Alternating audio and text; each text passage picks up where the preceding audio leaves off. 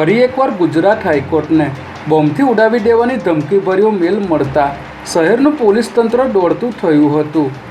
આ પહેલાં 9 જૂને પણ ગુજરાત હાઈકોર્ટને બોમ્બથી ઉડાવી દેવાની ધમકી મળી હતી, ત્યારે આજે ફરી એકવાર આવી ધમકી મળતા બોમ્બ સ્ક્વોડ સહિતની ટીમોએ હાઈકોર્ટ સંકુલમાં પહોંચીને સર્ચ ઓપરેશન હાથ ધર્યું હતું।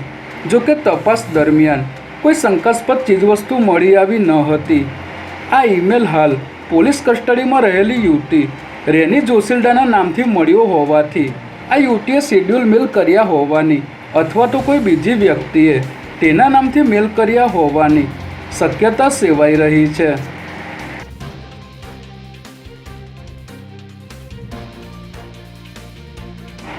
આજે સવારે રથયાત્રા રૂટ પર 50થી વધુ ગાડીઓ સાથે અમદાવાદ શહેર પોલીસ કમિશનરની અધ્યક્ષતામાં મેગા રિહર્સલ કરવામાં આવ્યું હતું।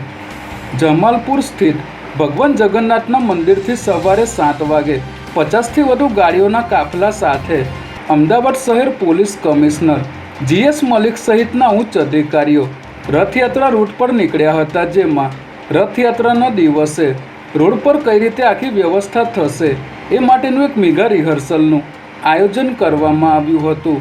સાથે જ ભગવાનના મોસાળ સરસપુર ખાતે પણ હોલ્ડ લઈને પોલીસ દ્વારા સમગ્ર તૈયારીઓનું નિરીક્ષણ પણ કરવામાં આવ્યું હતું।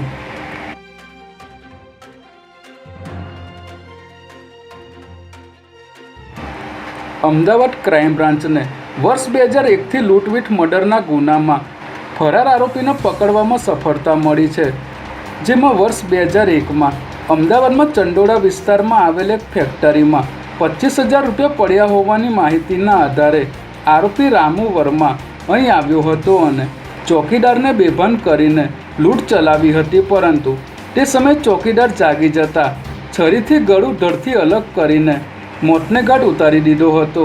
ત્યારબાદ આરોપી પૈસા લઈને ફરાર થઈ ગયો હતો, ત્યારે ક્રાઇમ બ્રાન્ચની ટીમે આરોપી રામુ વર્માને ઉત્તર પ્રદેશના કાનપુર જિલ્લાના કલ્યાણપુર ખાતેથી ઝડપી લીધો હતો।